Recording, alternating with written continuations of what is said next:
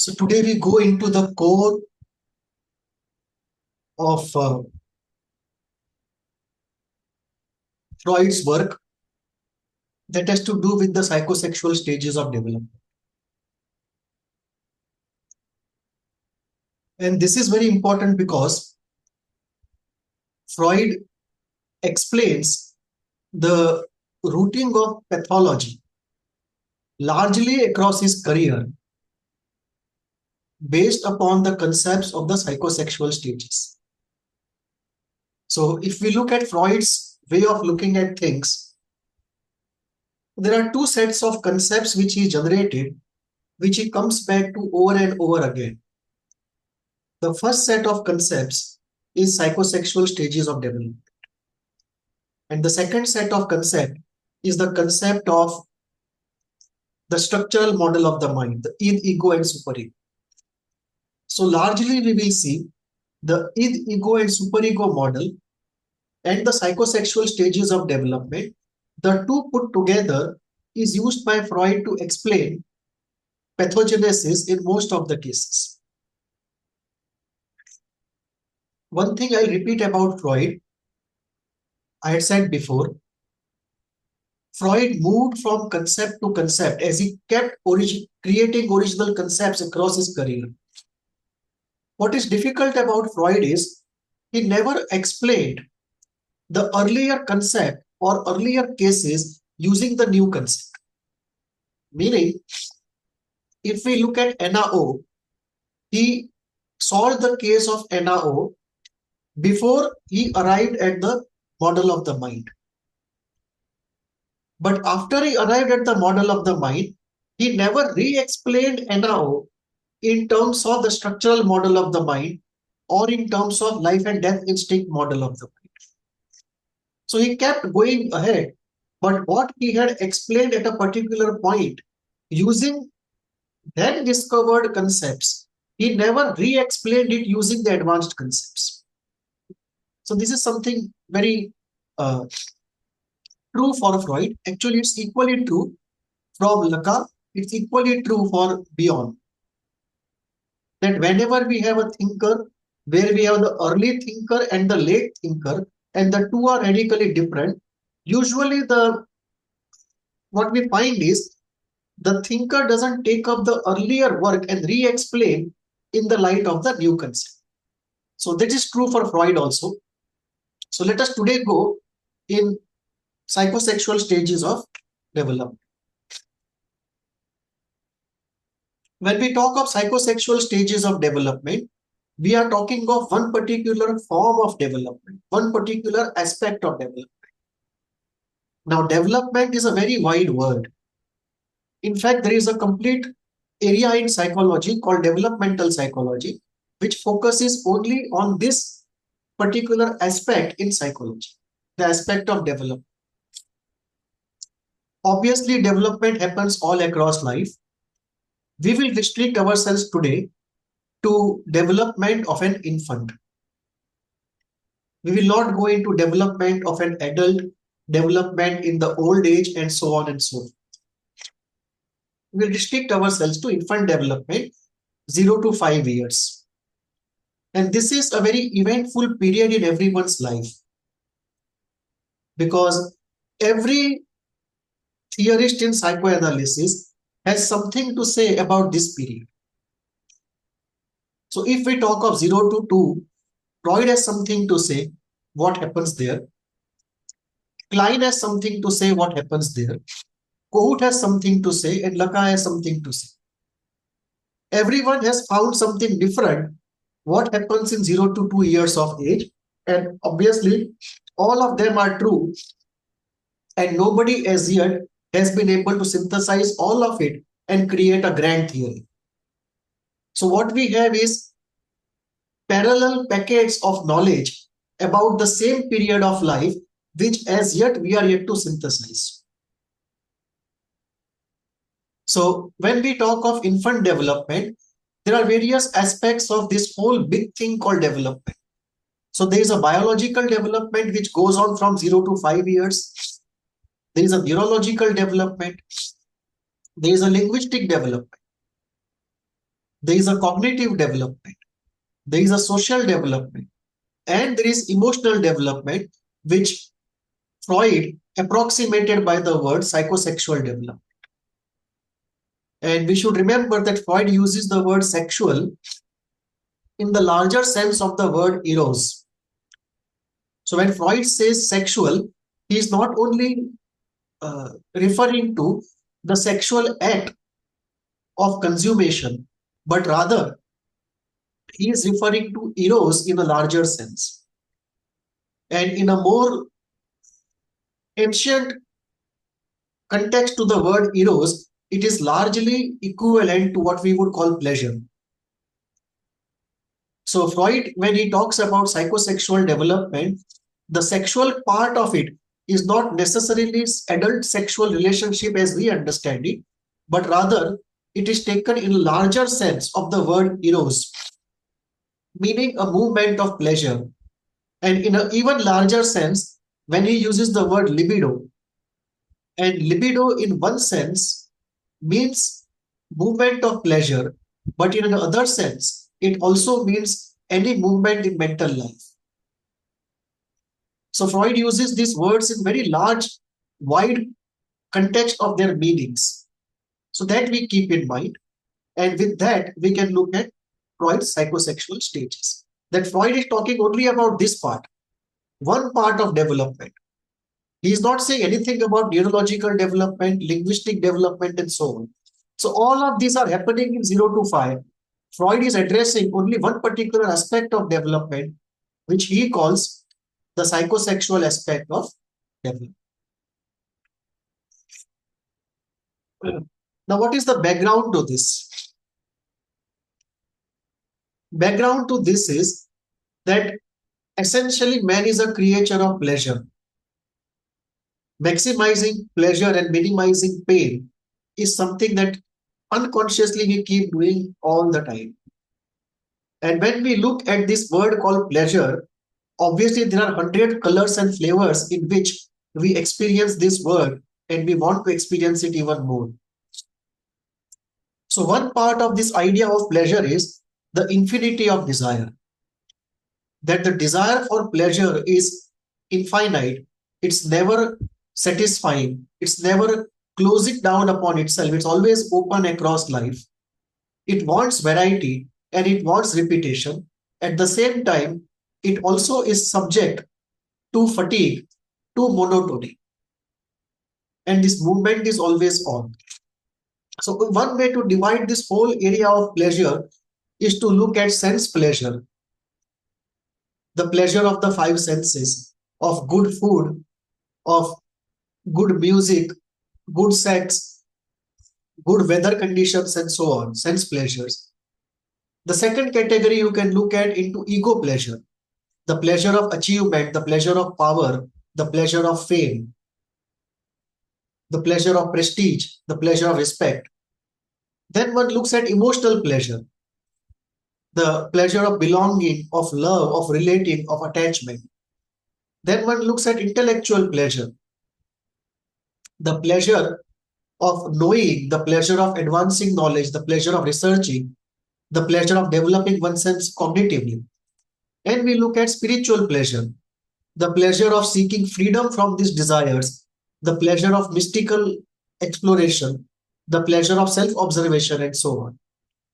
So if we look at all of this, then one of the things which comes out is while Freud captures all of this in what he calls eros.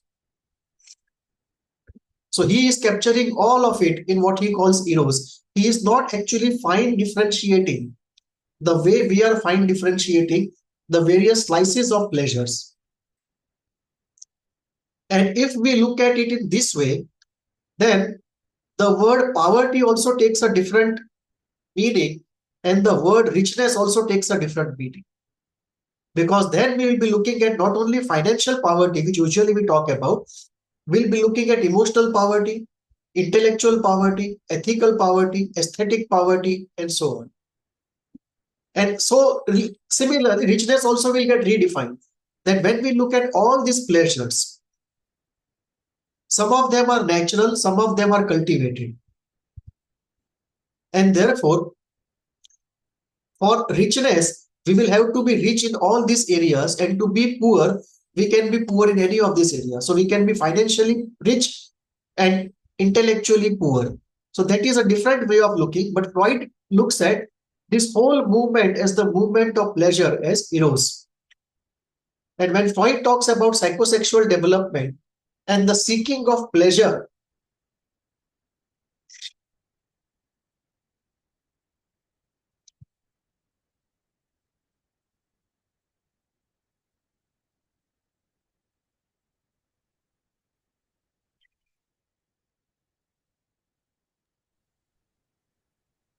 so when Freud looks at the seeking of pleasure, it is in the psychosexual stages of development.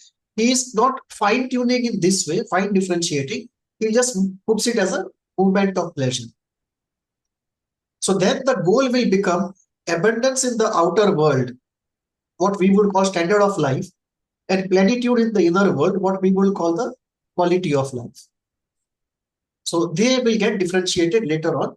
But for the moment, we just make a note of this, that Freud's psychosexual movement, when it talks of pleasure and pain, it combines all of them. And therefore, the word pleasure is widely interpreted to encompass all of this.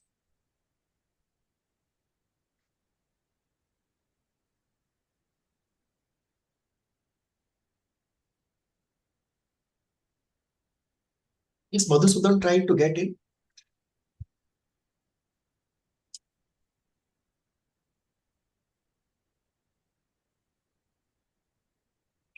Easy.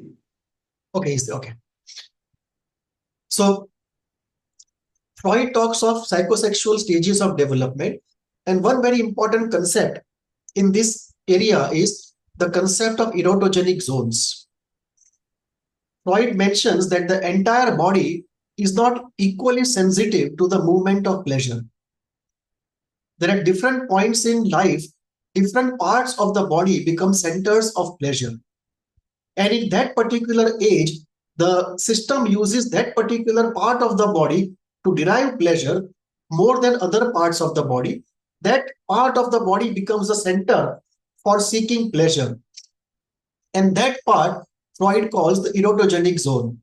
That zone of the body which is loaded with eros, with pleasure. And then Freud comes to the psychosexual journey. And one principle in psychosexual journey is this: too much or too little leads to fixation. This is a general principle which informs pathogenesis applied to the entire psychosexual stages of development. Too much or too little leads to fixation and therefore to a pathology. Which means too much pleasure or too little pleasure in any stage of psychosexual development will create predisposition or a pathology. It can be too much or too little of anything. It can be too much of pleasure. It can be too much of love. It can be too much of control. It can be too much of cleanliness. It can be too much of anything. It can be too much of domination, too much of submission. Whatever psychological quality is experienced too much, or there is too little, there is deprivation. So too much or too little leads to a fixation or some sort of predisposition to pathology. So this is true for the entire psychosexual stages. So let us look at the stages. The first stage, which people usually don't talk about, people talk about start from oral stage. So if you look at classical Freudian description of psychosexual stages, it is given in 3 stages. The 3 in the green color. Oral stage from 0 to 2 years, anal stage 2 to 4 years, and phallic stage or the Oedipal stage, which is 4 to 5 years. Some people will extend the phallic stage from 4 to 7 years. People talk only about these 3. But if you actually elaborately read Freud, you will have to add the other stages also, constituting the whole canvas of psychosexual stages of development. So the first stage Freud conceptualizes is the stage of primary narcissism.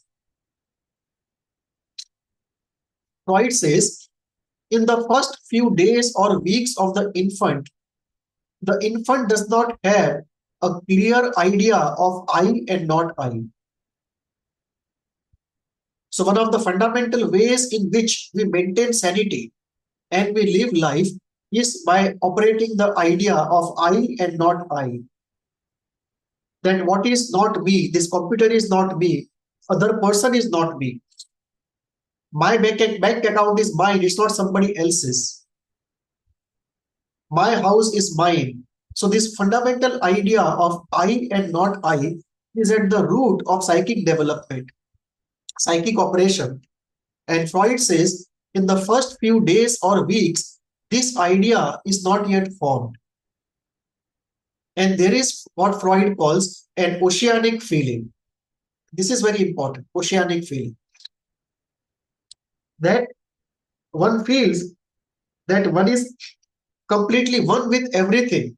There is nothing called I and not I. It is just one big I. You may call it I or you may call it not I, but there is just one big entity where you don't have the separation of I and not I. And this is an oceanic stage. It's like you feel as though you are a drop of the ocean. It's an oceanic feeling. And this oceanic feeling is often accompanied by a feeling of bliss, a feeling of security, a feeling of the world where everything happens automatically. It's almost like you are still feeling there is a womb outside the womb. That just as in the womb, everything was happening automatically. You don't have to ask for food, you don't have to do anything. The system takes care of you.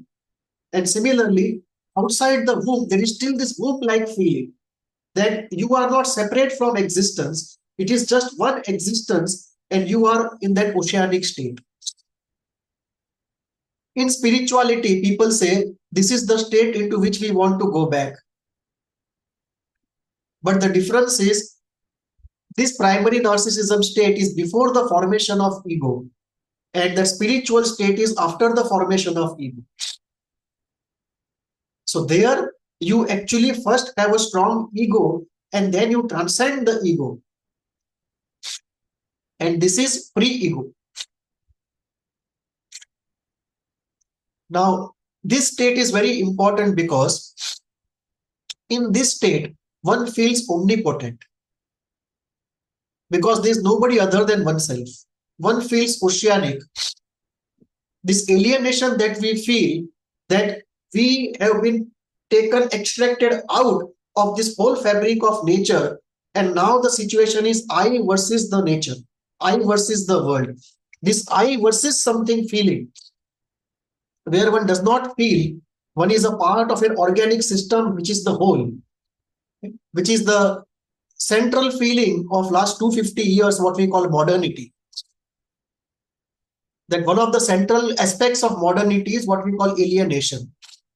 That we feel we are apart from nature. We don't see ourselves as a part of the natural cycle, which in ancient times was a very normal feeling. To be a part of the organicity and the cycle of nature, to be a component of nature rather than somebody looking at nature as a neutral person and trying to conquer nature. It was like relating to nature from inside. Now we are relating to nature from outside, which is a central aspect of modernity, which is last 250 years of human existence. So Freud talks about this state where there is an oceanic feeling, omnipotent feeling, there is no alienation. There is no alienation. There is no separation. There is no anxiety of reality. There is no anxiety of death or anything not being got. There is no anxiety of a desire being frustrated. Right? And there is no other. The other idea, the idea of the other is not there.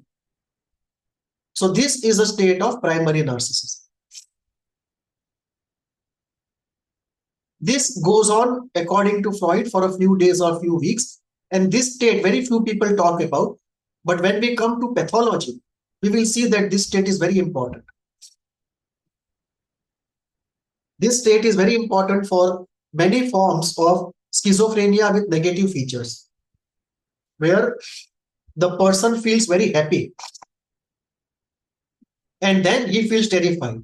So there is a delusion of persecution. When it becomes active, the person is terrified. And then when that is not active, the person almost looks blissful. There is a kind of a shine and bliss on the face. Almost an orgasmic bliss on the face. And that is because a part of him has regressed to the state of primary narcissism. And there is this, what I call bliss at the breast. That if we look at the baby who has just completed the feed and is closing the eyes and about to go to sleep, there is an orgasmic bliss on the face, the kind of bliss we would have after having good sex and actually experiencing an orgasm in sex, and then we go back to rest. We get a very deep sleep and there is an orgasmic shine on the face. That kind of shine we can see on the baby after the feed.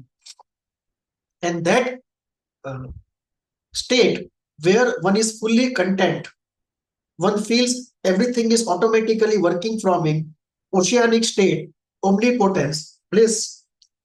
That state is the state of primary narcissism. Occasionally in this state, Freud talks only of bliss, but there are also terrifying parts, because when the terrifying fantasies happen in that state, there is nowhere else to go because there is no not I. There is nowhere to run because one is only oneself. This is an oceanic state. So it's alternation of intense bliss and terrifying torture. These are the two aspects of it, the state of primary narcissism. But Freud talks only of the bliss. Now this state most people omit. They don't include in the psychosexual stages, but it's a very important state. So we come to the classical stage then, the oral stage. The oral stage is 0 to 2 years after the state of primary narcissism. And in the oral state, we call it oral because the mouth part, the cavity, this buccal cavity, the lip part, they are those parts of the body which become the centers of drawing pleasure. So they become the active erotogenic zone. And in that period of 0 to 2 years, the child derives pleasure largely from its mouth in the act of sucking on the breast. And because the pleasure is largely drawn from this part of the body, this stage is called the oral stage. That the erotogenic zone, which is most active, is the oral cavity. And therefore, it is called the oral stage, 0 to 2 years. After 2 years, you have the anal stage where the toilet training starts. And when the toilet training starts, it goes from usually from 2 to 3.5, but roughly you can say 4. And this is the anal stage where the toilet training starts and the food that the child consumes starts becoming slightly solid. So he moves from a purely liquid diet to a part solid diet, and that makes a very different constitution of the feces. And therefore, the act of defecation now involves something solid going out of the body, and that part in that stage becomes the core part of deriving pleasure.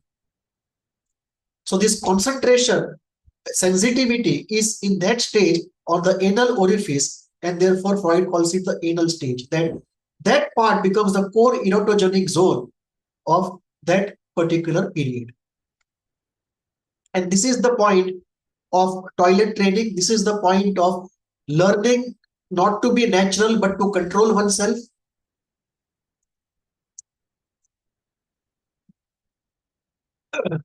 And this goes on from 2 to 3.5 or 4 years. Then comes the Oedipal stage, where one develops liking for the parent of the opposite gender and death wish for the parent of the same gender. And over a period of time, one realizes that if the parent of the same gender comes to know of these desires, he will castrate me and kill me. And that leads to castration anxiety. And this is resolved, this castration anxiety is very uncomfortable, it's highly anxious state. So the resolution is that the child resolves that he will give up the liking for the parent of the opposite gender and become, when he grows up, as the parent of the same gender, so that he can later on find somebody like the parent of the opposite gender and fulfill his desire. So in a way, it's differing his desire. In a way, it's differing his desire to his youth, but at the same time, he is overcoming that castration anxiety. So this is the heterosexual Oedipal situation. We had seen before that one can have a homosexual orientation in which the person will have liking for the parent of the same gender and a death wish for the parent of the opposite gender. And the castration anxiety will be from a parent of the opposite gender. So the resolution there will be to give up the desire for parent of the same gender and try to become like the parent of the opposite gender. So the boy then tries to become like the mother and the girl tries to become like the father. And expect that when one grows up, one will find out somebody like the parent of the same gender, which is the desire. So this is the homosexual Oedipus, and Freud had a, you can call it a negative Oedipus, and both boys and girls undergo the Oedipal thing. In case of a bisexual Oedipus, you will have it both ways. That there should be a desire for both parents alternatingly, at times maybe even together, but usually alternatingly, and death wish towards both of them, and therefore castration anxiety from both of them alternating. So in this stage, the erotogenic zone is in boys the penis and in girls the vagina. The sexual main organ becomes the erotogenic zone for this particular stage. The pleasure is now derived or focused upon, concentrated in that particular part of the body. So we start with primary narcissism, then we have oral stage, anal stage, and phallic stage. Something important happens when the Oedipus is resolved. Not only is the castration anxiety taken care of because one gives up that desire. Something else also happens. Freud says, according to Freud, and this is not something which is a consensus, Freud says the idea of guilt comes at the end of the Oedipus complex, Oedipal stage. That this idea of guilt develops as a residue of resolution of the Oedipus. That in the resolution of the Oedipus, one creates this idea of guilt that if I don't have to experience the castration anxiety again, I better make a moral issue out of it. And then the guilt comes out. So he says guilt is the hair of the Oedipus complex. So guilt is created, and thereafter, when the first time Oedipus happens, Freud says it's practically guilt-free. It is later on that the idea of guilt is created in order to help oneself keep the Oedipus which is resolved as resolved and not to reopen it and reignite it. And later on, as we age, that guilt is introspectively actually applied to the Oedipus complex. So for Freud, guilt is not inborn. It is created at the end of the Oedipus complex to help the resolved Oedipus complex keep resolved. Other thinkers don't think it that way, but Freud thinks it that way. So later on in life, the Oedipal taboo is maintained not only by the fear of castration anxiety, but also by guilt. Yeah. You had a question?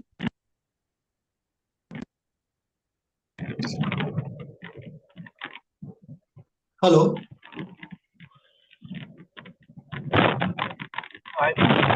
Sorry, sir, that was a mistake. Was there a question? No, it's just my error, sir. Sorry. Okay, okay. So we are looking at the Oedipal at 4 to 5, and then there is a latency period from 5 to 12. In this latency period, Freud says all the problems of the prior stages, they go into practically hibernation, and we don't see any problem as though everything has been resolved. But it's not actually resolved, it's going into hibernation. And then with puberty comes the genital stage, which is 12 or 14 onwards.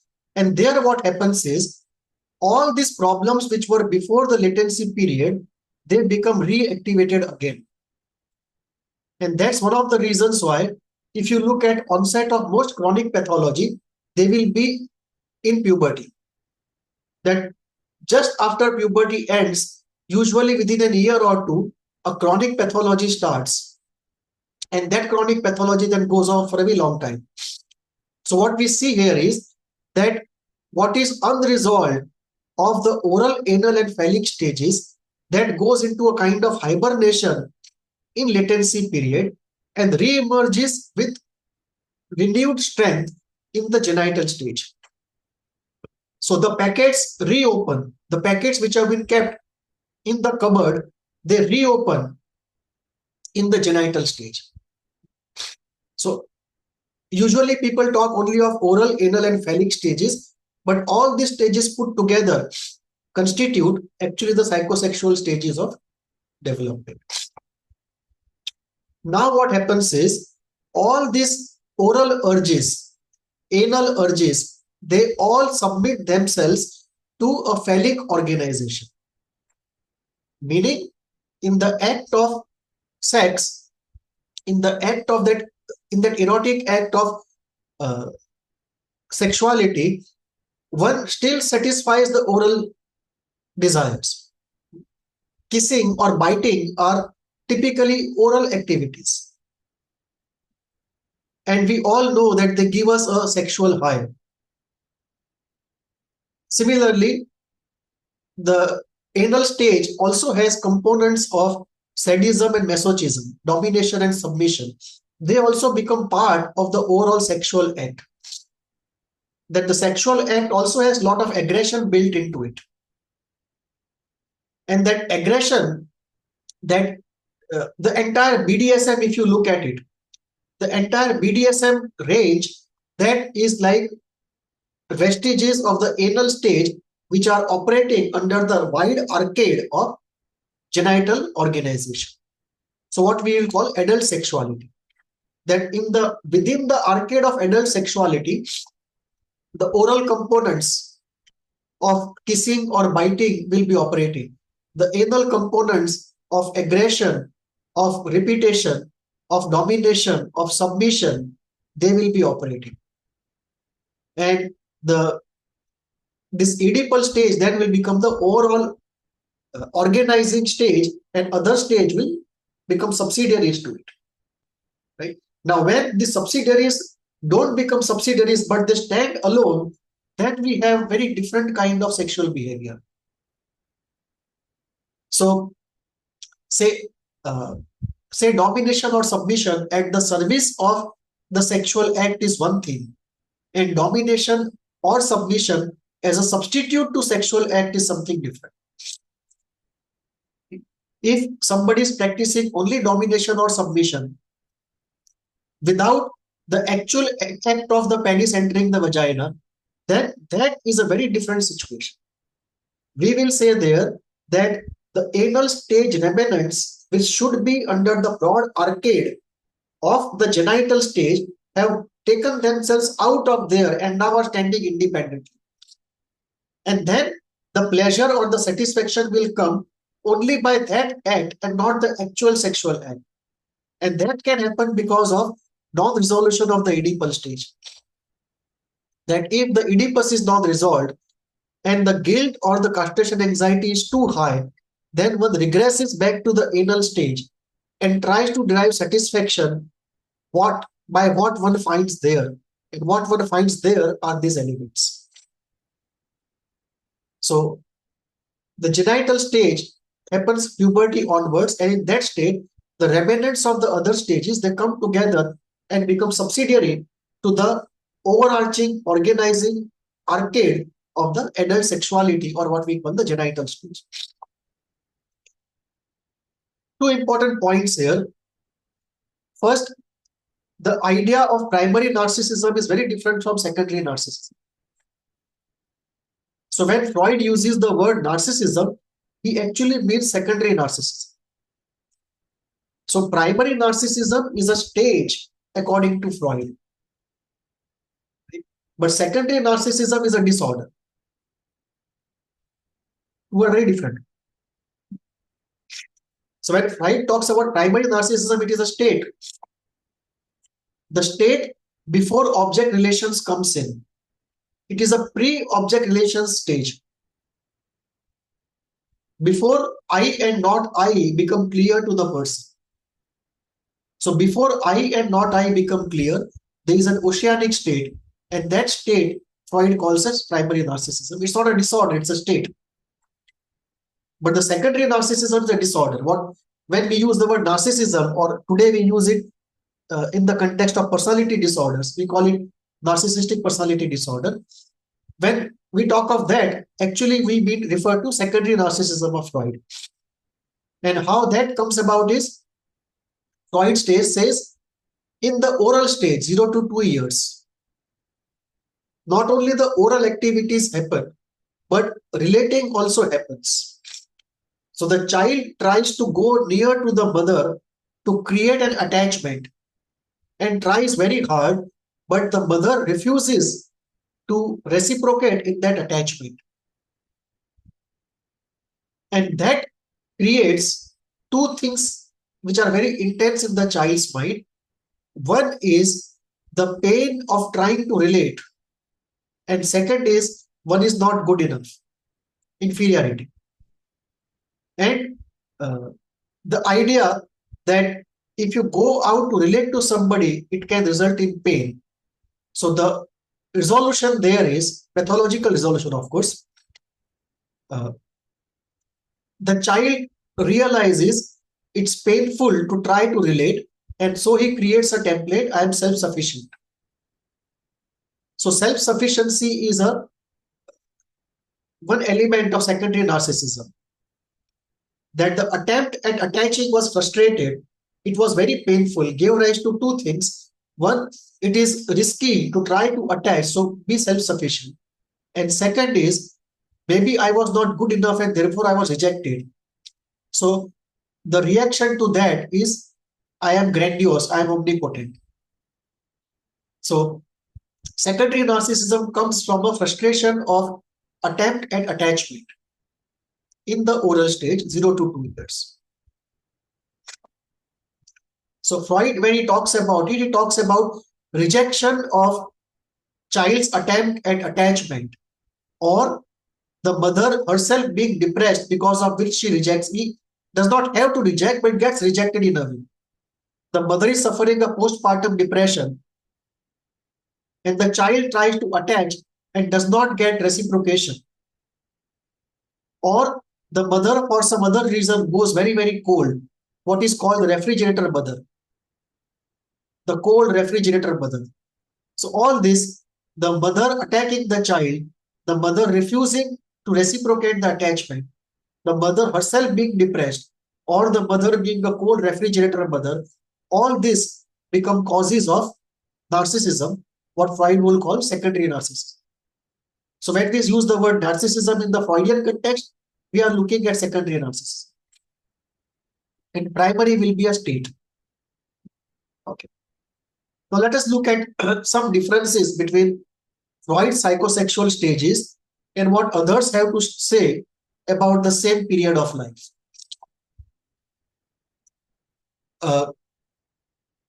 Two thinkers, Klein and Jung, they did not agree with Freud that guilt comes as a result of resolution of the Oedipus complex. both Klein and Jung believed that guilt is inborn. So Klein talks about guilt and reparation as early as 8 months of age, right? 9 months of age, 1 year of age. So she talks of guilt and reparation in very early life. That these things are inborn and the child may not be able to articulate in language, but in a proto way, we can see the proto expression of this thing. So it's inborn. Second, according to Klein, the Oedipus complex happens not at 4 to 5 years, but at 2.5 years. So Klein prepones the Oedipus complex to 2.5. And I agree with her because I have analyzed dreams of children of this age and the repression already is there. When children see their parents making love, and if you ask the children about the dreams, you will see at this age, dreams about parents making love and how the child looks at it. And you see the repression, the defenses already are operating at that age. So the inhibition already is there. They don't see it as any other activity. They are able to classify that this is an activity you can talk about and this is an activity you cannot talk about. So the operation of the superego, the moral element, and if the moral element is working, obviously guilt can be there. So Klein prepones Oedipus to 2.5. Guilt, according to Klein, is inborn. According to Jung, also the guilt is inborn. He doesn't use the word guilt. When it comes to inborn structure of the mind, he uses the word the moral complex. So Jung uses the word the moral complex, but referring to the same thing, that this is inborn. There is one more difficulty here in terms of differences of opinion. Klein and all her followers who believe in object relations, they don't believe that a state of primary narcissism can ever exist. They believe that we are object relating creatures right from the birth. And therefore, our cognition and affect is always directed to some object. The object may be in the outer world or the inner world. But we constantly create objects in the inner world also to direct our thoughts and feelings towards. We don't have thoughts and feelings towards no object. Our thoughts and feelings always are towards some object in the external world or an internal. So they believe that right from birth, we start creating objects in mind. Either we take those objects from the outer world, or we take from outer world and modify them, or we create in fantasy in the inner world. But there is nothing like an object-free state, the oceanic state that Freud talks about. So they don't believe in a primary state of primary narcissism. They believe always in a state where objects exist in the mind. So this is it. One reconciliation possible is that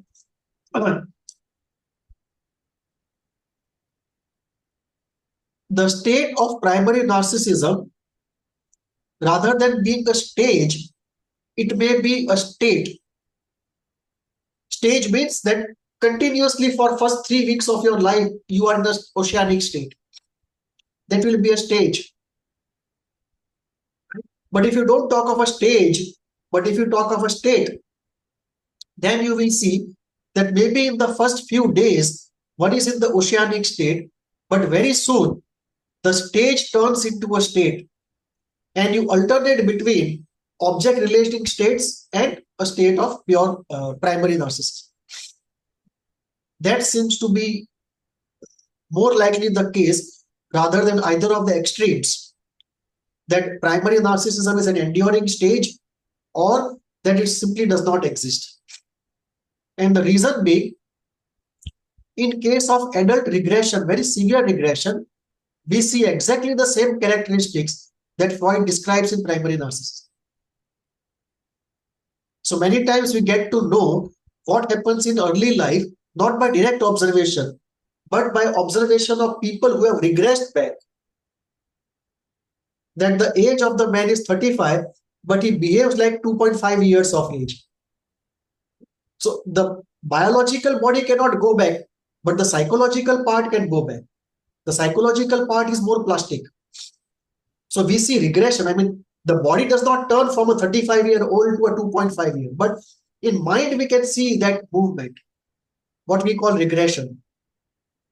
And in that regression, we definitely see states which are of primary narcissism.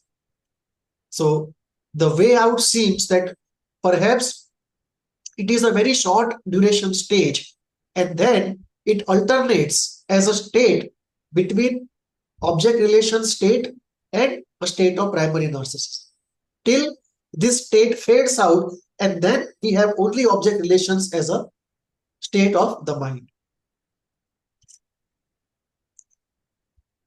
Any questions on this? Please. Sir,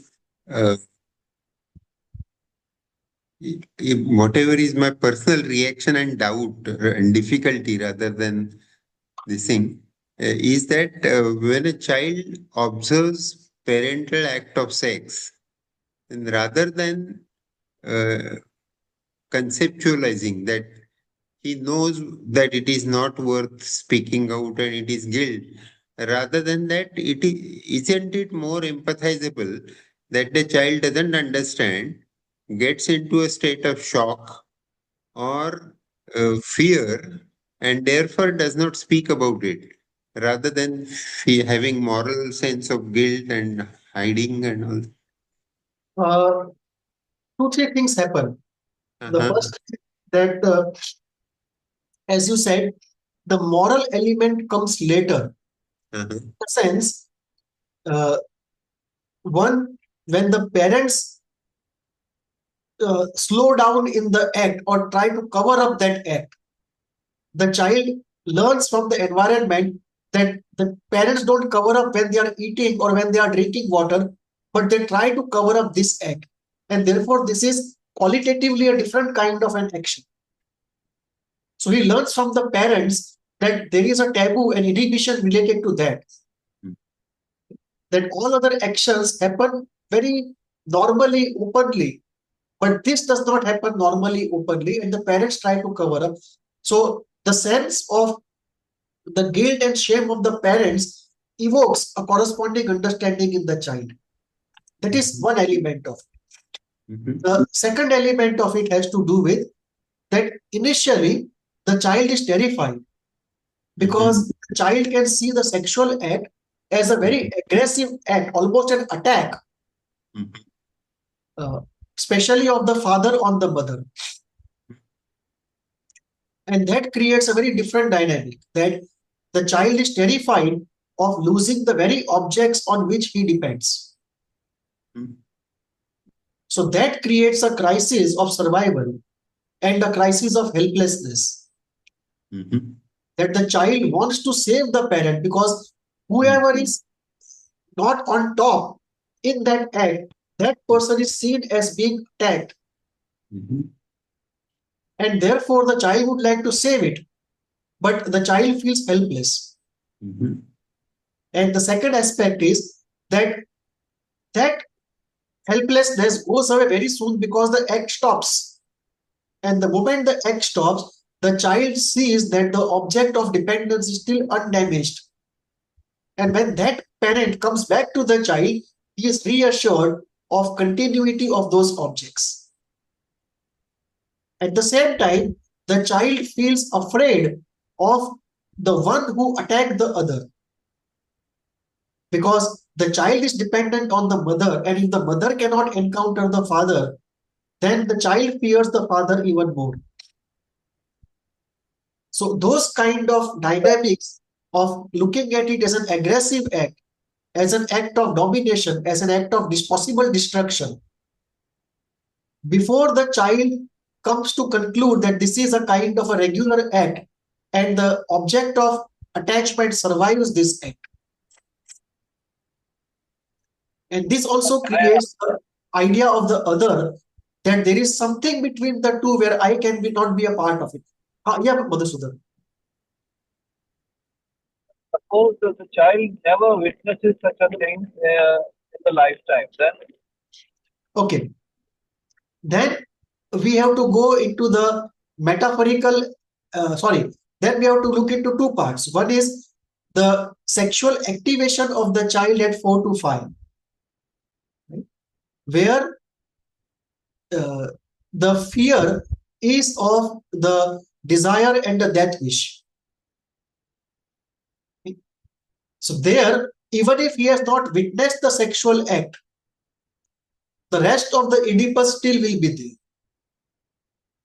He may have fantasies which are very different from the fantasies of somebody who has seen it, and therefore the Oedipal triangle slightly will get more metaphoric, in the sense it will move from being a sexual triangle to a more attachment triangle to a more romantic triangle, and there the metaphorical idea of the penis will come in. That Freud also later defines, goes on to metaphorize the idea of the penis to use the word phallus. And the phallus is slightly metaphorized idea of the penis. It's not literally the penis. Phallus is the desire of the mother, whom that I cannot fulfill, and I cannot compete with somebody who can fulfill. So then it becomes a three-body thing, that the mother desires a phallus and I don't have that phallus, and then the whole inferiority and the lack comes in. So what will happen is, if he has not seen it, it will become more romanticized and more non-sexual platonic kind of triangle, but rest of the things will still be the same. That the desire of the mother is the phallus that I don't have. And in adult life, it will be like, the desire of the woman I like is the Mercedes that I don't have. Somebody else has it. So in a metaphorical language, we say, he has a larger phallus than I. And that would signify the money part of it, not necessarily the size of the penis. So the moment you start moving from the sexual aspect of the Oedipus to a non-sexual aspect of the Oedipus, and you start metaphorizing from literal penis, right, to the desire of the mother. So to use Lacanian language, the other who is the desire of the mother. yeah, thanks. So the other who is the desire of the mother, that other is then the phallus that is the phallus that I cannot be, but the mother wants. Now, how will that work out? Let me give a real case.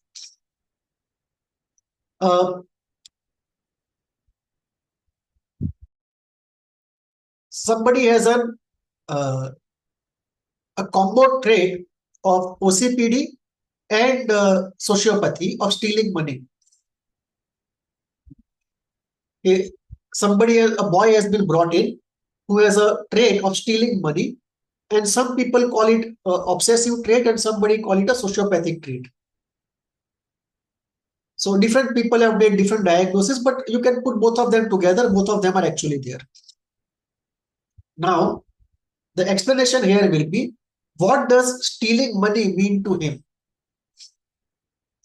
It may just be that he wants to have a good time for which he wants money and parents won't give it, so he steals it. That will be an objective as a description of the event. But if you go into slightly more psychoanalytic depth,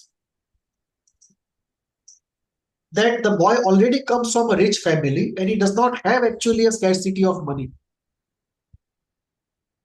Then what happens is, this what we discussed applies. That in the childhood, the father moved away from the family because he got a job which was giving him more money. So what he has is in his mind, in the unconscious, that I cannot have the mother because the mother wants the father, but the mother cannot have the father because the father wants money.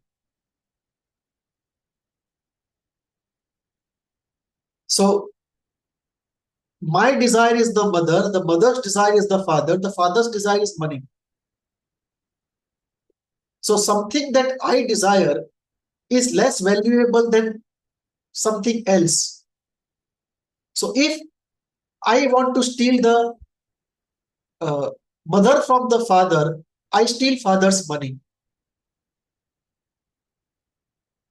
So if I want to steal the mother from the father, I steal father's money. Because in one way, the mother is the object of desire of the father, and the money is also the object of desire of the father. And father is the phallus that the mother wants, and money is the phallus that the father wants. So if I can steal the ultimate phallus, I can have the desire fulfilled of not only being omnipotent, but of finally having the mother.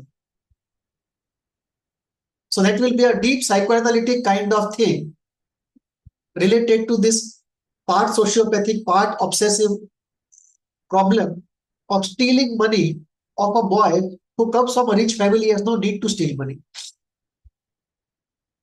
And of course, there are other parts of the case. I'm not going into it, but just to give an example, when you metaphorize this Oedipus, then you look at it very different. It's not a sexual triangle. Freud put it, of course, a sexual triangle, erotic triangle, romantic triangle. But in the same thing, you can see attachment. You can see the Oedipal triangle as an attachment triangle. That I want to attach to the mother who refuses exclusive attachment. She offers only a shared attachment. I don't want a triangle. I want the triangle to collapse to a two-body relationship, but does not happen. Third, I cannot defeat the third point of the triangle, the father. And therefore, often in life, later on, we realize that whenever there is a triangle, we never think of winning in the triangle. This thought comes to very few people, that if there is a triangle, I will win in the triangle. Most people, the moment it's a triangle, they will start fighting so that it collapses into a two-body relationship. Being in a triangle is extremely anxiety-provoking because of our own inferiority and uncertainty. We don't know when we will lose. So what did you say? We don't think of winning in the triangle? Yes. Uh-huh. Very few But, people think of winning in the triangle. but still there is fight and anxiety and Yes. competition. Mm-hmm. So what happens is when we are in the triangle, there is a fear of anxiety of defeat. There is intense envy and rage of destruction with whoever we are competing. And then there is a kind of trade-off, that do I bear this and fight it out and win? Or if the inferiority is very high and I decide I cannot win, then I come out of the triangle and wish both of them good luck. But then I have to pass through the pain of separation and loss. So on one hand, if I give up, I suffer the pain of loss. And if I fight it out, I suffer the anxiety of loss, anxiety of defeat, of humiliation. And if I'm very positive, I don't have these things, then of course I can fight it out very positively. And I may win, I may not win. That's a different aspect based upon factors of reality. But the point is, do I enter into a battle and do I put my best? Results are a different story. But if I can do these two things, I'm fairly healthy. But if just the virtue of being in a triangle makes me so uneasy, or automatically I get thoughts of being defeated in the triangle and I exit without a fight, that means I have to look inside. Because that's then a repeat of the Oedipal triangle. The triangle I cannot win. Whatever I do, I cannot take the place of the father. It's a lost battle. In reality also and morality also, both ways. And perhaps a different, unrelated thing is success depression, where the child feels that he has won over the father and Correct. Because that is what happens. Many people, after getting an award, they feel sad after the event. Because succeeding means killing the father. That I have succeeded means I have succeeded in the Oedipal triangle. That what is most cherished for me, this trophy, in the unconscious, the most cherished thing is the mother. And therefore the two come together, and that creates huge amount of guilt. That is one. And the second is the projection falls. Meaning, when I am fighting for that award looks omnipotent, that only if I have it, I'll be happy hereafter forever. But after getting the award in my hand, I don't feel anything that I thought I would feel. So the omnipotent projection is withdrawn, and that brings a lot of disappointment. That this is not what I thought it would be. It is half of what I thought. Because the fantasies which were created, no reality experience can match those fantasies. So that is what we feel, even in case of falling in love, that after you propose and it has been accepted, for the first few days, one is ecstatic because dream and reality have come together. They are one now. But after some time, as the projections are withdrawn, that ecstasy goes, and the moment projections are withdrawn, it's a very different state one enters into. So this sadness following elation is a very common thing. Partly to do with the omnipotent projections and the fall of them, and partly to do with the Oedipal gate.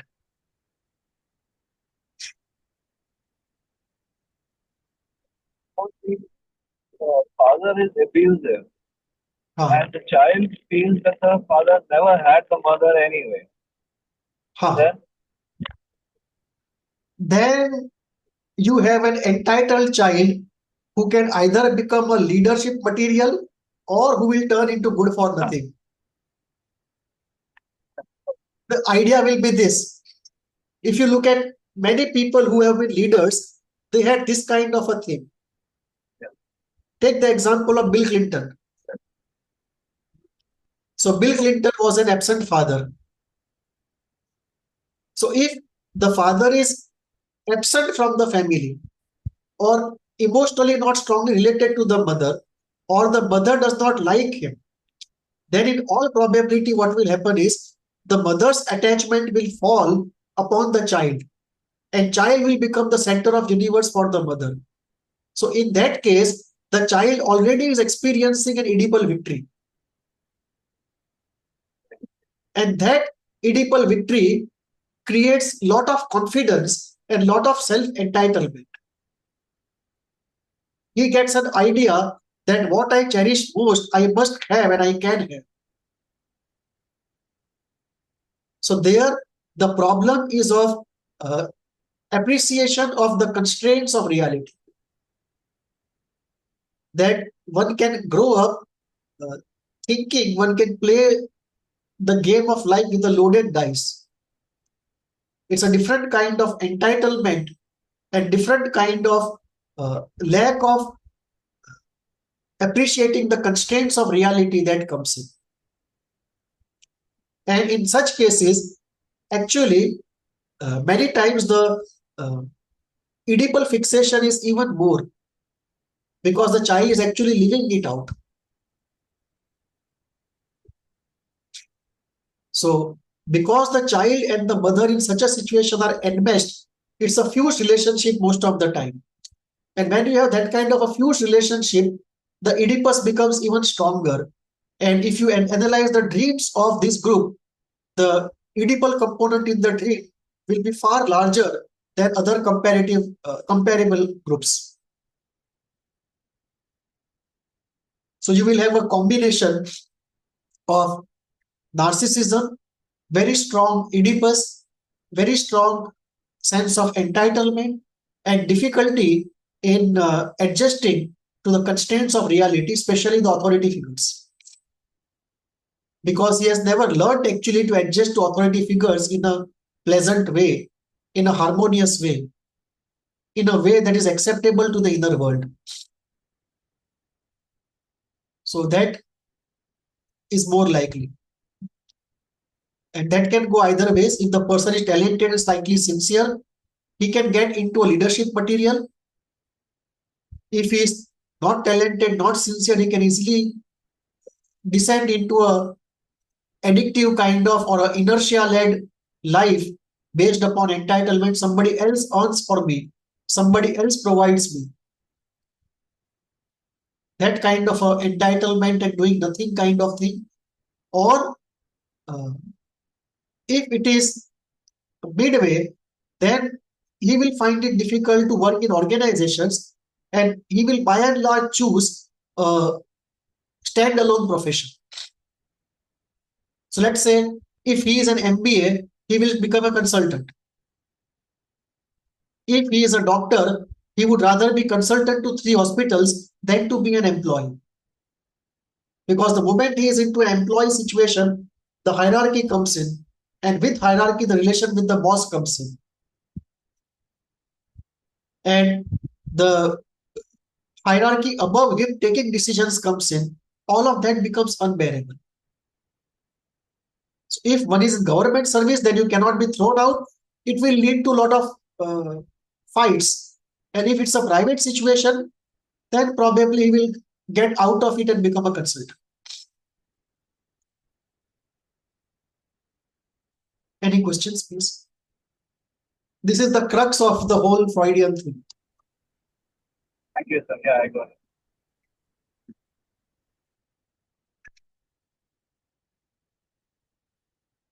One of the things that Lacan does is to metaphorize Freud. So all that Freud would say literally, he will metaphorize it and extend it in terms of its application. So you can actually look at the psychosexual stages also from Klein's point of view of object gain and object loss. You can also use Klein's concepts of projection of omnipotence. We'll do it when we do Klein, but I'm saying the same thing can be used, can be understood using a different theory put into the same process. And that will give us more insights. So this is actually a very complicated phenomenon. And many people believe, some people in the Freudian circle definitely believe that this is never resolved fully. And we keep negotiating it all our life. And some people believe it is resolved. If it is not resolved, it leads to pathology. So if we look at DSM, what we'll do next time, when we look at DSM and we try to look at how you can explain from a Freudian standpoint this disorder in terms of causation, then we will have to bring disorders into some of these states. And therefore, if you actually create a Freudian DSM, you will actually not have more than 10 chapters.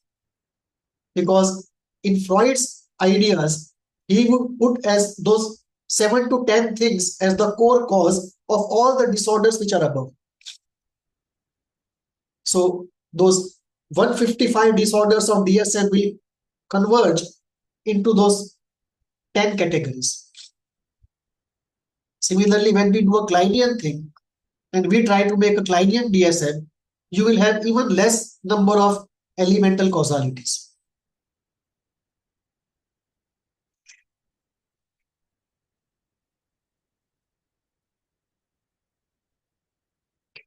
So now let us look at pathology and each of the stages. As we said, too much or too less in any stage will lead to problems. So what can happen? What can go wrong? If the oral stage something goes wrong, meaning the breast is not available when the child wants, or the mother is not reciprocating, or not holding enough, or not security providing enough, anything can go wrong. What does the oral stage have to do with?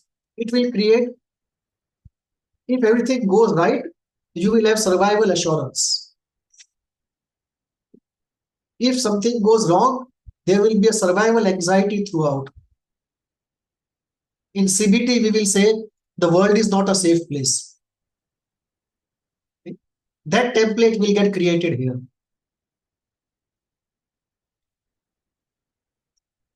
If the pleasure availability is there, you won't feel as an adult that we have to store pleasure or we have to snatch it from others.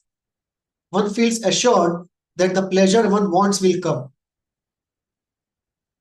So the template will be the world is a generous place. You don't have to snatch and extract from the world. The core is trust and mistrust. Can you trust the caregiver for your survival and pleasure? So as an adult, if there are trust issues, in Freudian terms, it will be rooted in the oral stage. Safety in relating to others. Do we feel safe in the presence of people, or do you fear the presence of the other? For example, if you have to meet a stranger, do you feel happy that you will meet one more person, or do you feel anxious? What will he say? How will the meeting go? Most people actually will feel anxious. Those who don't feel anxious, those who feel positive that I will meet one more person, they will be cut out for people-oriented roles. Sales, HR, corporate affairs, NGOs, police, all those people-oriented roles. So trust versus mistrust. Safety is relative. That when you meet somebody, do you feel anxious or do you feel safe? And that will have partly to do with secondary narcissism. If the advances of attachment have been adequately rewarded, responded, reciprocated, then you will feel it safe to relate. If early life attachments are in trouble, you won't feel safe to relate. So if you experience secondary narcissism or unavailability when the mother is required, then the difficulty arises. Or if the mother is attacking, she gets angry very soon, then one does not feel safe in relating. The templates are built very early. Similarly, safety to express aggression, what is called oral rage. The oral rage can come in the form of crying, it may come in the form of biting, it may come in the form of biting even the breast. These are expressions of oral rage. In adults, this comes out in the form of bad words. The oral rage translates into bad words, into bitter words, into dominating hurtful words. What we will call oral sadism. That there will be a group of people who love to hurt others by words. So they have a lot of aggression in their speech, what we will call the oral rage. And this has to do with the pent-up rage in the orality, or what one has seen in the childhood. But the point here also is how safe one does one feel to express aggression. And this refers to what is called containment. Is the mother capable enough of containing the aggression of the child? That when the child becomes irritating and angry, can the mother maintain her composure, her peace and her smiling face? Or does she get irritated very soon? If the mother cannot bear the tantrums of the child and gets irritable very soon, which means that the containing capacity of the mother is low. And that partly is a function of age. If you get the child very soon, very early in your age, the chances that you will be a good container, a mature container are low. What we call babies with babies. that the girl is yet to become a woman and she has already become the mother. So when we have that kind of thing from a psychological standpoint, babies with babies, then you have this, the mother can't keep up with the tantrums of the child, becomes irritable and angry, and the child creates a template that there is nobody to contain my aggression. So the two things come out of it. One, the child develops an inhibition in expressing aggression, so it bottles up. He creates a template, it's not safe to express aggression. And two, he himself does not develop the containing capacity, because he has not learned it from the environment. And as an adult, it will take quite some amount of work on oneself to develop that containing capacity.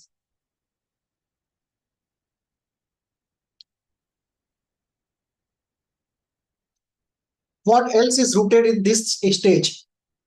Addiction problems, grandiosity problems, abandonment problems, catastrophic thinking. All disorders which involve this are rooted in the oral stage. Addiction, I'm referring to the oral addictions. Other addictions will be in the anal stage. But the oral addictions, which is cigarettes, wine, drugs, they will be rooted in the oral stage. Grandiosity of narcissism, catastrophic thinking of generalized anxiety disorder or panic, abandonment issues of borderline personality or paranoid personality, they will be, in fact, abandonment is common to all the personality disorders. So they will all be rooted in the oral stage. So oral stage not going well, it will lead to certain things of this type. Any questions on this? Yeah, please.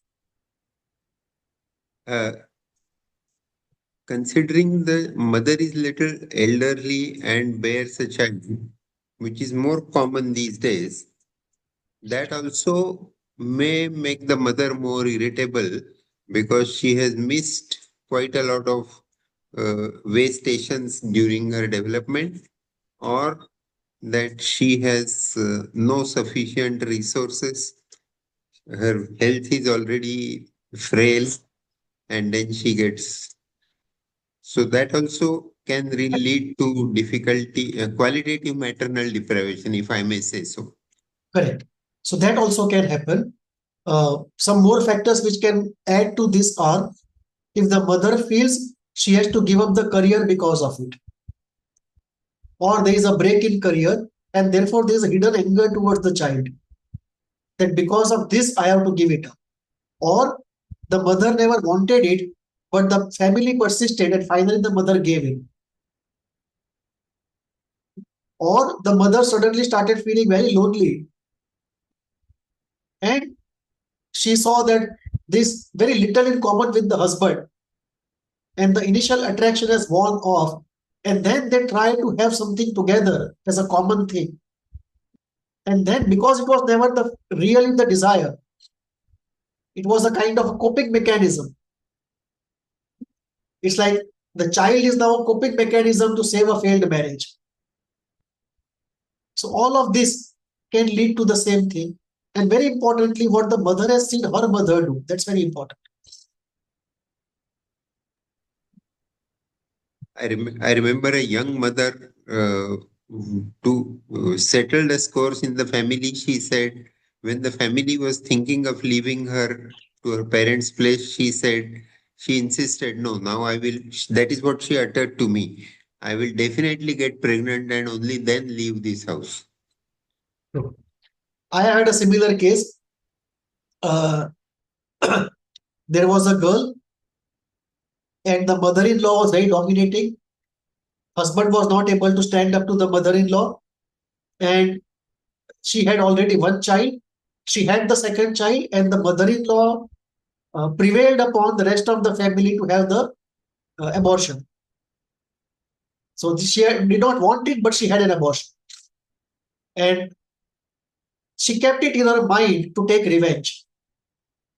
And the way she took revenge was, years later, she got pregnant, told nobody, till the point of no return was crossed, and then got the reports and put it in front of them as a fait accompli.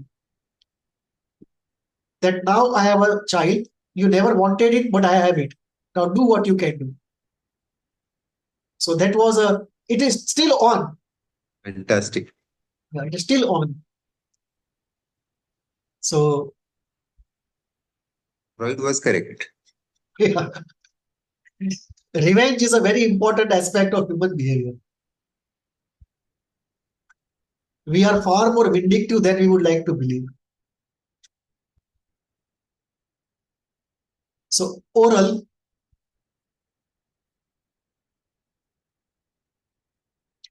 in fact, the way the Oedipal triangle plays out in therapy after the transference is very interesting. Let me give an example. Let us say a patient comes to a therapist and says, how should I practice my creativity? The therapist says, why don't you do some paintings? So she does paintings. Next time she comes back and she says, these are the 5 paintings I have made. Why don't you keep these 2 with you? You can analyze me and tell me what they mean in terms of the subconscious mind. Now it looks very innocent in one way. But the Freudian analytical interpretation will be that because of the transference, she is trying to have babies with the father. And when the father says yes, she produces those 5 babies and says, these 2 you keep with you, the other 3 I will bring it up myself. So that way, when we look at that application of this concept in a deeper way, strange things about the human mind will come up. Obviously, the claim is not that every time it happens, this is the explanation. But I'm talking of where it is due. These strange things will come. So oral stage, then the anal stage. In the anal stage, the toilet training starts. The child wants to have it free for all, and the parents tell them to do certain things certain ways. So the autonomy is restricted. And for the first time, there is the clash of the child's ego with the ego of the parents. So issues which come up in the anal stage, if it does not go well, are this: autonomy versus control. If it goes wrong, the child won't be able to do healthy autonomy or accept healthy control. Either he does not accept anybody's control, or he does not have any autonomy of his own, he accepts full control. So he either does not accept control or accepts too much control. He's not in the healthy zone of healthy autonomy and healthy control. And the same is true for everything, that either the situation is hypo or hyper. It is never in the healthy zone. Similarly, domination versus submission. Either people become too dominating or too submissive. Cleanliness versus dirt, these are classical OC symptoms. You can become too dominating, too submissive. You can become too clean or too clumsy, too obsessed with order or too obsessed with disorder. You go into hoarding or discarding. This comes out because initially the child does not realize that the feces actually are something disgusting, unhygienic, or dirty. He looks at the feces as his creation of some sort, and as an extension of his system, till the parents tell the child that this is something unhygienic, something abhorrent, something to be disgusted of. And therefore, many people have this dream where they are defecating. And often this dream comes where the dream wants to tell them that they have to put their creativity to good use. That the creativity has been bottled up because they are dreaming in those anal terms because of regression. So hoarding versus discarding. Some people have this hoarding problem, some people have discarding problem. Discarding is very interesting. They would like to have minimum things in their homes. Now, we don't find that group very populous, but that group also is there.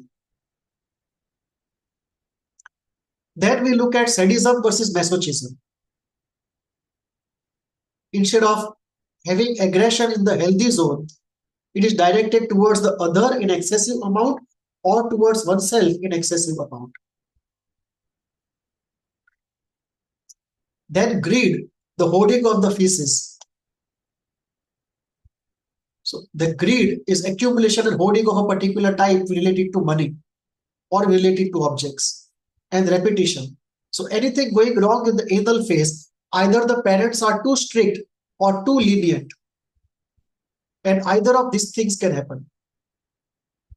And you see some of these, you see in the OC symptoms. And sadism, masochism, you can see in the personality disorders. Sadomasochistic personality disorders. Any questions on the anal phase? It may be complex to visualize if one parent is strict and the other is very permissive. So then the dominating parent will drive the whole thing. But if, let us say, for argument's sake, we say both parents have a comparable say, then the child won't have a problem. He will be in that ideal healthy zone. In fact, he will learn reality adaptation also. How to be oneself in front of the accommodating one and how to conform to the dominating one.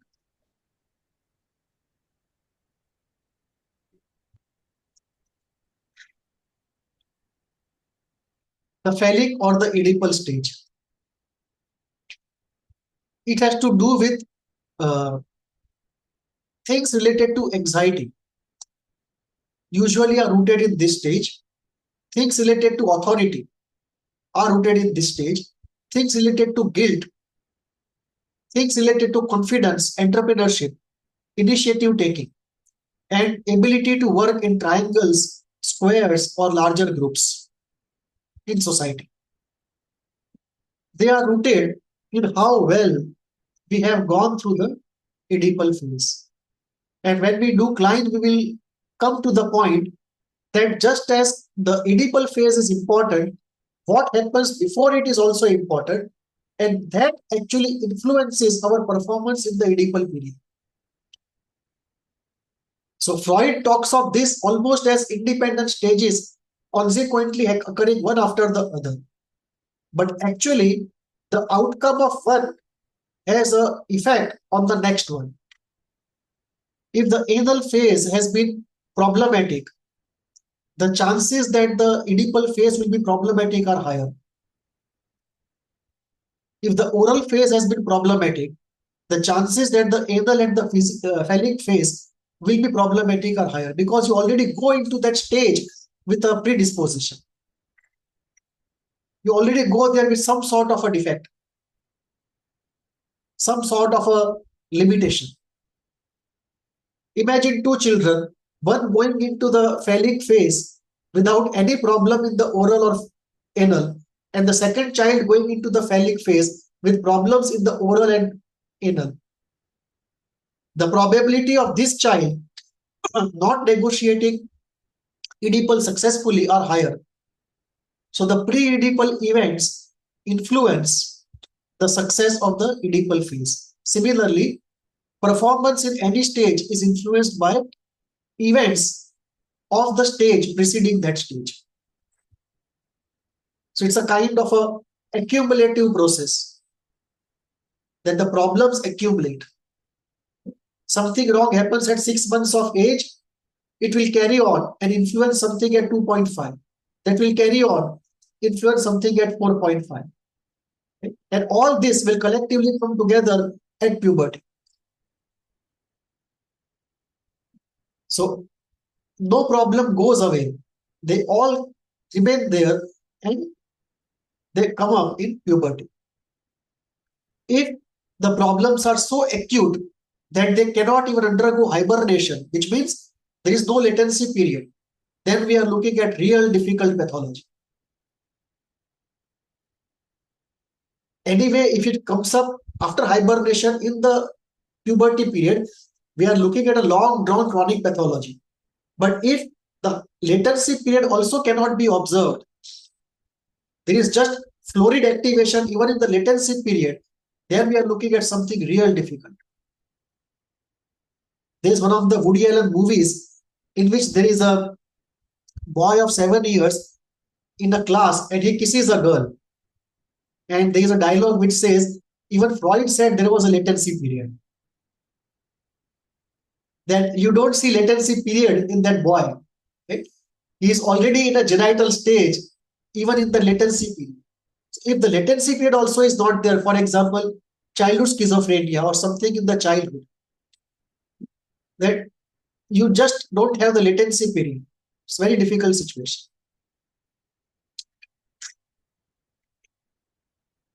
So problems of erectile dysfunction are rooted in the phallic stage difficulties. Problems of anxiety, like generalized anxiety disorders. Problems of working in triangles or groups. Problems of entrepreneurship and confidence. Problems of guilt. Right? Guilt will be in both the cases, phallic as well as anal. In both cases, there will be guilt. In the phallic stage, the guilt will be related to sexuality, and in the anal phase, it will be related to aggression. That because of very high sadism or very high aggressive fantasies, very brutal aggressive fantasies, there will be guilt. So in the Oedipal phase, there will be a sexual guilt. In anal phase, the guilt will be aggressive, aggression-based guilt. Then we come to the latency period. All the problems are put a lid upon and the focus moves from the mind to the body. And the body growth takes the center stage. Children get interested in academics, sports, and their friends groups. Latency, not latent, is a bad prognosis. If you can't have it latent, even the latency period, it's a very bad prognosis. Then at puberty, we have the genital stage, where the adulthood in a small way starts. It's a proto-adulthood. And this phase is where all the prior problems come up, all the prior desires come up, and they search for some sort of satisfaction. And this is a stage of confusion. It is separation from the parents. It is individuation, becoming one's own. It is search for partners, search for groups, search for identity, search for ambition.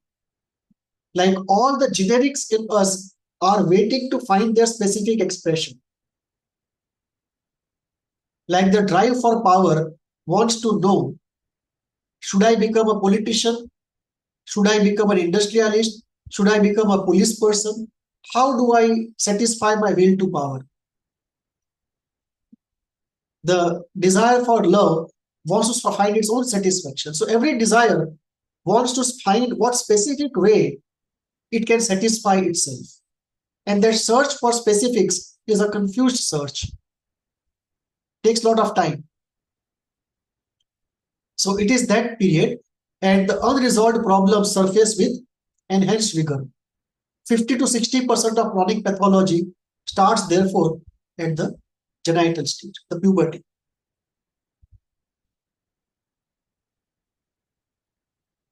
Yeah, any problems? Any questions?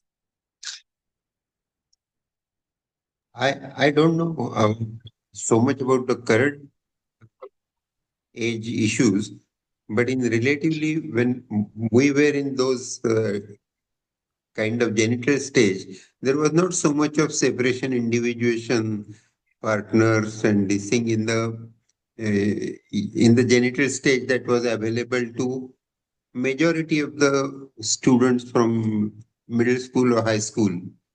How would Correct. Correct. So the individuation part was largely governed by society. The ideals were presented by the society, and the Yes. options were very few. Yes. Which is a different situation today. And with respect to the partners, that was not a time of relationships, but it would happen in the case of in fantasy. Mhm. So one would fantasize about the girls in the class or women in the society or girls in the society. That fantasy life would be on. The fantasy could not be realized in the outer world. Now, because of a relatively more liberal atmosphere, more fantasies are put into action. Yes. One of the things that, I mean, everything has its own collateral benefit and collateral loss. And one of the things that uh, early denial of desire does is it creates a very vibrant fantasy life. And in a way, the deferment of desire in some way leads to a slightly stronger ego strength. Because if you put desires to action too early, then we have the present situation where we have very fragile, disappointed, sad people, even by their mid-20s. Because it's too much too early, too soon. In the sense that today what I see is people come to me in their 20s and they talk as though they are having a midlife crisis. So what I have termed it is that the midlife crisis has now become a quarter life crisis. What used to happen between 42 to 45, now we see that kind of disappointment and resignation in 25 to 30. Because by that time, they already have had 2, 3 very intense relationships. And these were not like long distance relationships. They were almost like proto marriages. So I always say now when people marry, the first marriage is actually their fourth marriage. 3 unofficial marriages already have happened. And one of the reasons why they get so disappointed, so resigned very early is because of this. Too much too soon. Like you feel people so into so much of gloom, so much of pessimism about life so early. That was the difficult part of it. In the earlier period, experience was not there. It was too much fantasy, often accompanied by immaturity. The good part was it led to a vibrant fantasy life. It led to deprivation, of course, but it led to a vibrant fantasy life. And it led to slightly stronger ego strength and slightly more optimism. Like the midlife was still midlife. It had not preponed itself to quarter life. Repression got a chance. Yes. There is no chance for repression. And there were collateral benefits of repression. Just as there was a collateral damage also, but there was collateral benefit also of repression.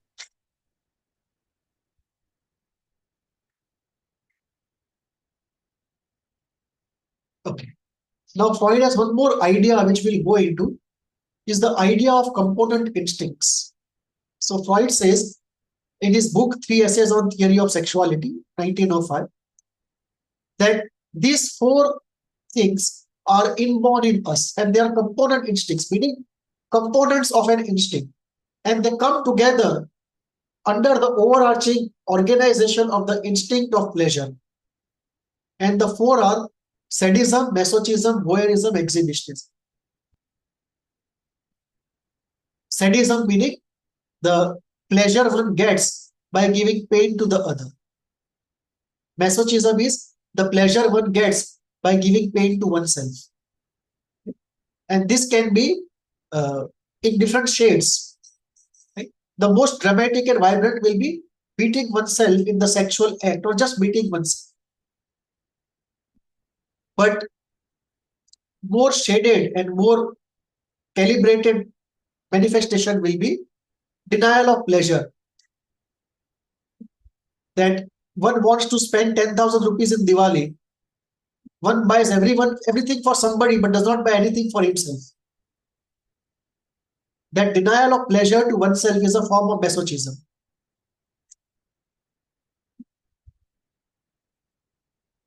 Denial of pleasure when the pleasure is within reach and nothing is destructive about that pleasure. That is masochism. Enlightened masochism is very necessary for achieving anything in life. Meaning, to achieve anything, you have to concentrate on one thing for a long time. And when you are concentrating on that thing, you have to say no to all the alternatives. Like studying, for example, to get good marks. When you are studying, you are saying no to many pleasures. But without saying no to those pleasures, you can't really go ahead in your area. So, in order to progress, we have to practice enlightened masochism, conscious masochism, purposeful masochism. But what we are referring here is pathological masochism, not enlightened masochism. So sadism, masochism, voyeurism, the pleasure of looking at something, the peeping toms. So usually the most dramatic expression of this is looking into the bedroom of somebody. A more calibrated is looking at a blue film, where somebody else is doing something, but I get pleasure by looking at it. It's a pleasure by identification. And it's pleasure of looking at something which involves transgression. So it's voyeurism, the pleasure of seeing. In a more diluted form, it can come in window shopping, where you just go, stand outside the shop, or you go inside a mall. You don't want to buy anything. You just feel good by looking at it. And this you can see people doing many times. Even after they are done purchasing what they have come for, they will roam around and look at good things. There is a pleasure in looking at good things.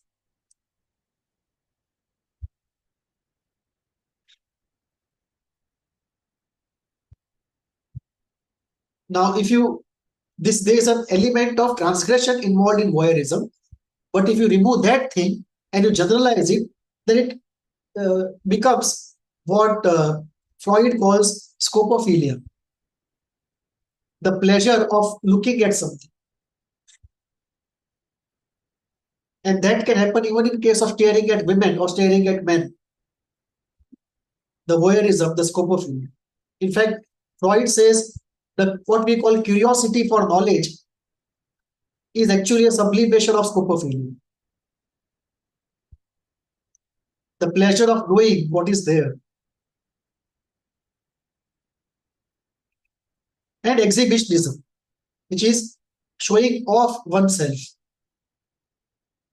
Now, in its literal form, it will be like you put down the clothes and you show yourself off. Or in a more nuanced way, it will be showing off your car or showing off your house or showing off your degree. Like, I have, you don't have. I know, you don't know. This race cannot stop. And this race keeps individuals and societies going. So one of the elements of this race has to do with exhibitionism. What Freud says is they come together and get organized under the overarching pleasure movement. And if they get out of this and they stand alone, they create problems. So all the four component instincts will play a role across the psychosexual stages. In oral stage, we look at oral sadism. In the oral stage, Freud does not talk about it in the psychosexual stage concept, but he talks it elsewhere.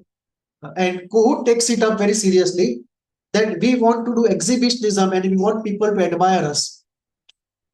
We want to do some activities and we want people to clap at us, smile at us. What Kohut calls mirroring. That if I try to show myself or I try to show my competence, what is the response from the environment? Is the environment encouraging, accepting, admiring? If yes, then the mirroring happens well. It takes care of I am not good enough. So Kohut takes a very different part of it, but this exhibitionism is a very natural part of us. And this is strongly related to fame. How eagerly we would like to be on the television. It's a more nuanced way of exhibitionism related to fame. You had a question. How eagerly we want to be on the television or on the news or in the newspaper. Oh. We want to exhibit ourselves. Purpose is different. How we reach there is different. But the core desire is there. And how happy we become. Let us say the name comes in the newspaper, right? We keep smiling for 3 days. Most people will preserve that newspaper copy. So that the desires at work there will be exhibitionism and fame.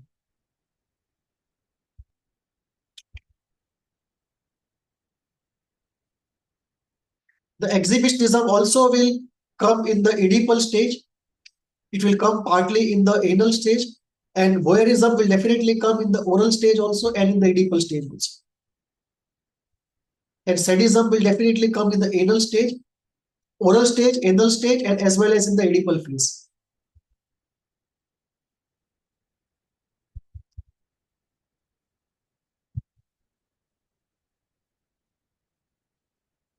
Masochism will actually be at that point, sadism turned inwards.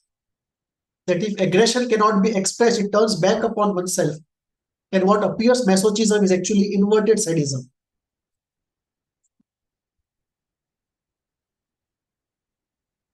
I personally, okay, so Freud talks about integrating them under the overarching umbrella of libido and disintegrating or decoupling or standing alone creates a problem. And therefore, there's what is coupling, neutralization, that Freud says aggression can be neutralized by love.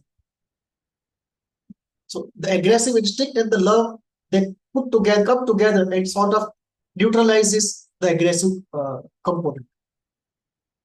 Freud never talks of the pure instinct in much great detail, but it does talk about occasionally coupling, decoupling, and neutralization. I would add 2 more things to these component instincts. I would add the tendency to experience bliss and an inborn narcissism. I would add both of them also as component instincts. The instinct of like this tendency of narcissism is partly inborn. Not the way we define it in DSM, but if we take the proto form of it, it is inborn. And the desire for bliss or the state of reverie is also inborn. And if we don't satisfy it, then often we get into addiction just to get back to that state of reverie, which we are denying to ourselves. So one of the reasons for addiction will be this. It's a search for that state of bliss and reverie, the state of restfulness. So what was the other thing? Bliss and? Reverie, the state of reverie. No, the other thing that you said, there are 2 things you would like to add. Narcissism. Narcissism. Not the way DSM defines it, but a very proto form of it. Yeah.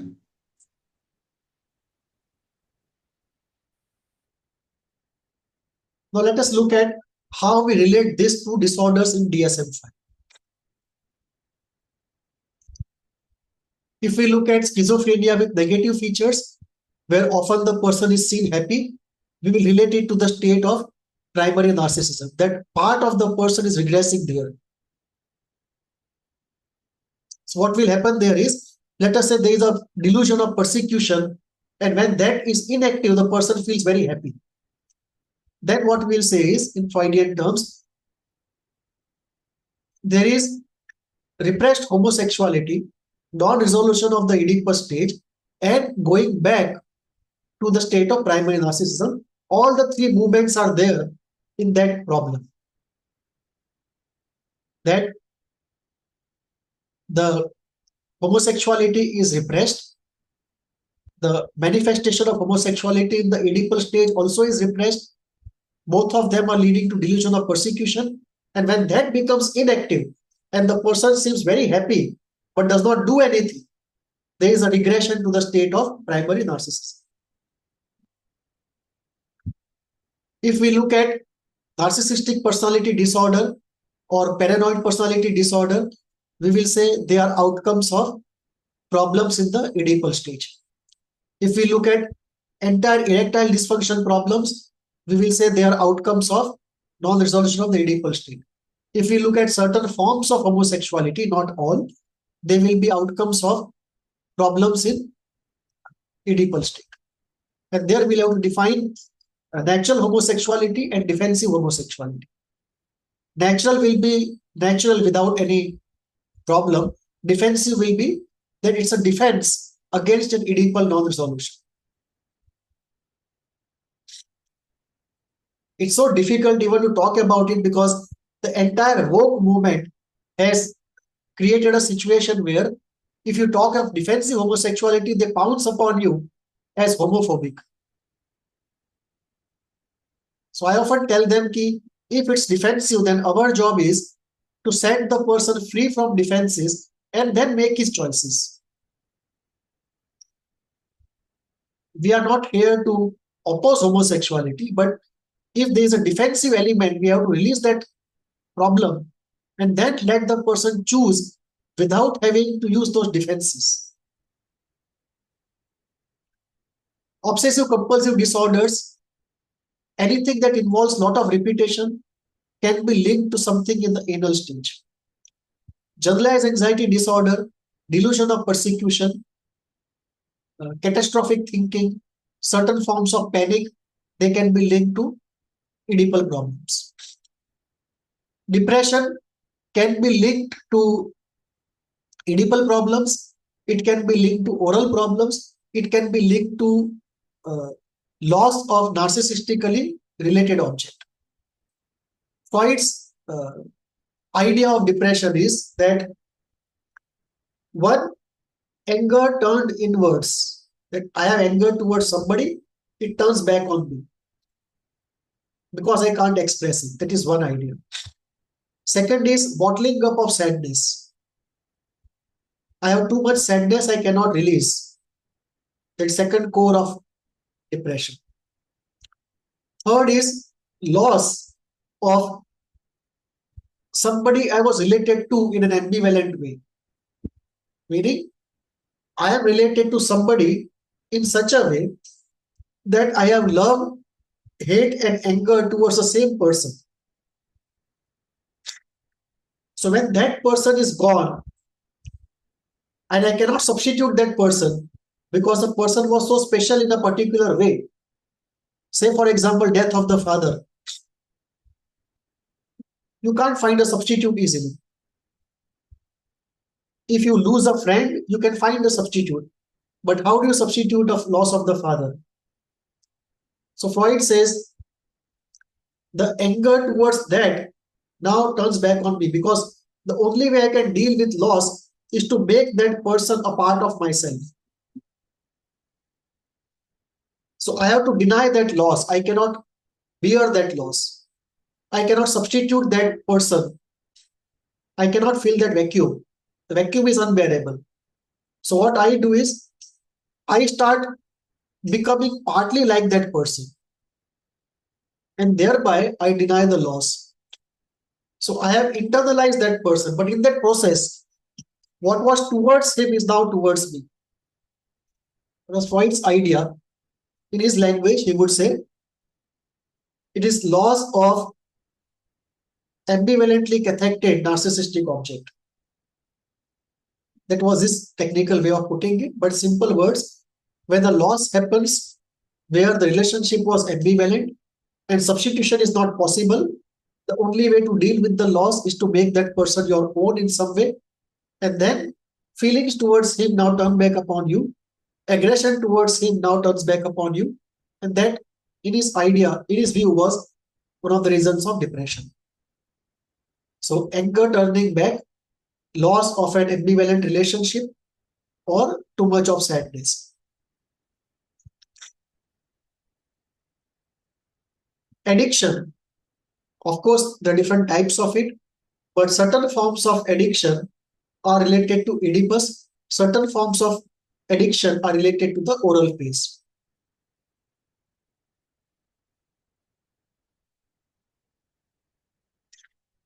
So this is how we can relate Freud's ideas of psychosexual development to the causation of disorders. And once you have the causation, then the next question is how do you heal it? But that is always a function of causation. And the healing process that Freud puts forward is what is called the Freudian psychotherapy. We'll go into it later, but till now we are in causation. You are saying something.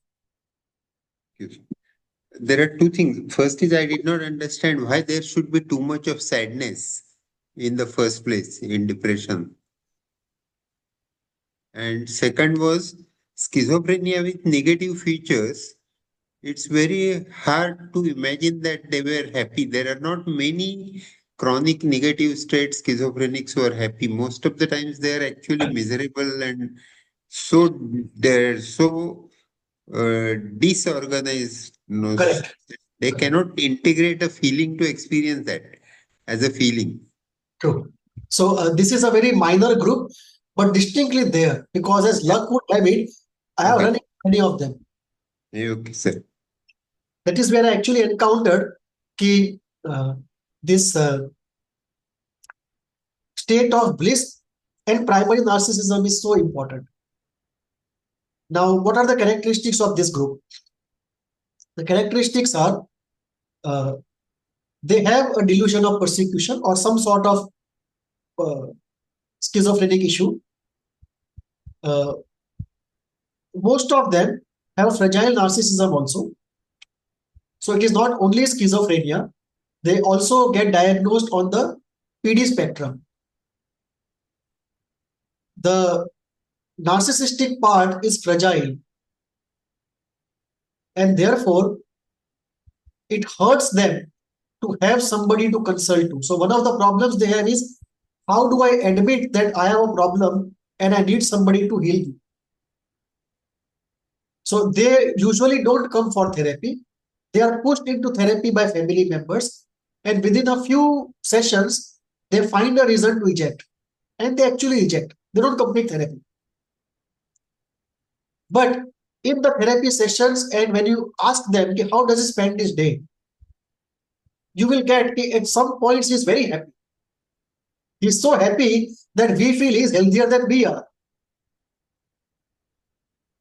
We have not been diagnosed with anything, but we look more sad compared to him.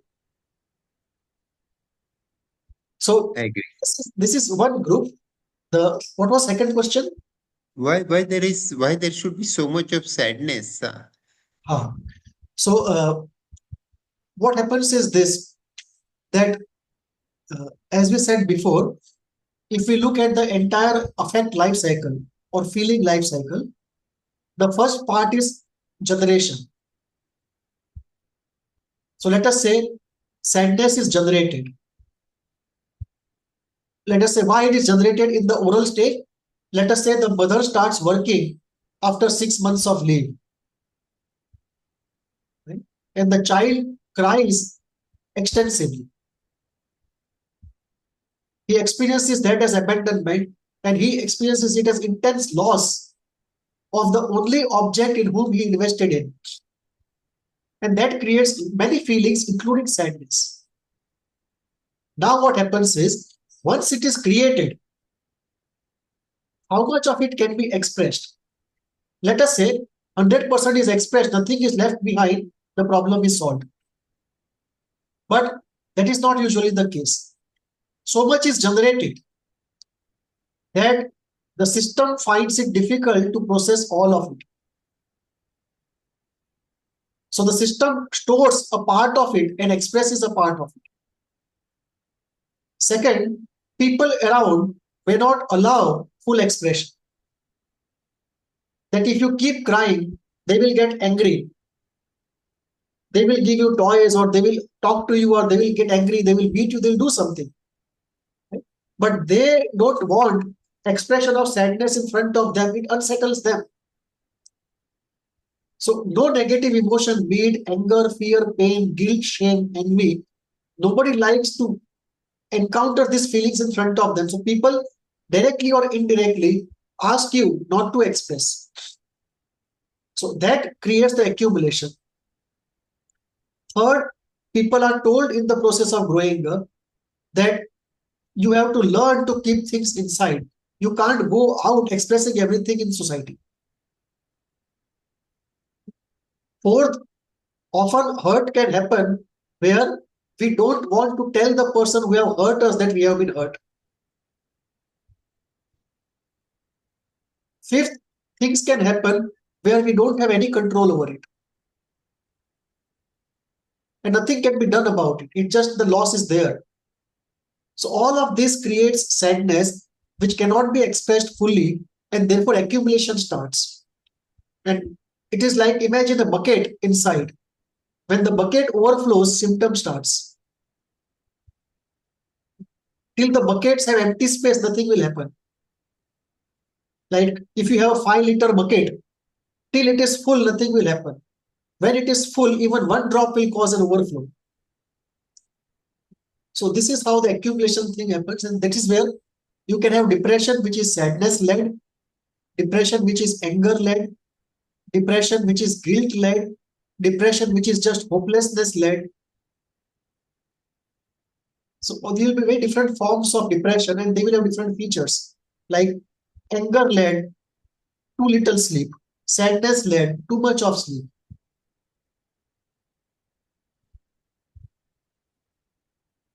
Agree. Anger-led, bouts of anger. Depression-led, too much of withdrawal. So you will have all sorts of things. Anger-led, the self-harm will be brutal. The self-destruction will be florid. In sadness-led, it will be very silent. Death wish will be there in both the cases, in extreme cases. But the death wish in anger will be accompanied by very violent fantasies about destroying oneself. But here, it will be very soft, very somber.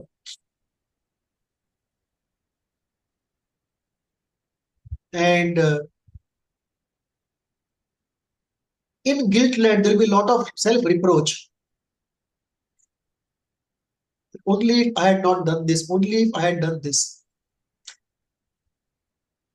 that I deserve what I'm going through. So this is how we look at it. Thank you. Next time what we will do is, in DSM, we will open up DSM and we'll go chapter by chapter and see how in Freudian terms we can analyze the causality of disorders. So it will be a general travel through the DSM-5, trying to apply Freud. And after next time we can take up cases. Yes, please. I have a soft copy of DSM-5 TR. Shall I share it with you? Yeah, please do. Please do. Thank you. And please share it in the group so we can all. Yeah, immediately. Thank you so much. Thank you, sir. Any questions? We had learned source, impetus, aim, and object as 4 characteristics of instinct. Or what did they call it? I forgot the name. Correct, correct. Source, impetus, aim, and object. So that would be good if you tell us next time, because I forgot the difference between aim and object and how in sublimation something gets replaced or Ah, something like that. I'm confused here, so I don't want sure, to. sure. Thank We'll you, take sir. it up. We'll take it up next time. And after that, we'll get into DSM, travel Yes. across DSM, have a general hang of how to apply concepts, and then we'll go to specific cases. Thank you, sir. Okay. Today you did not take a break. You are not well, it seems. I'm still, you completed the class. Thank you so much. Yeah, I think so. We are Okay, grateful. see you Thank then. you.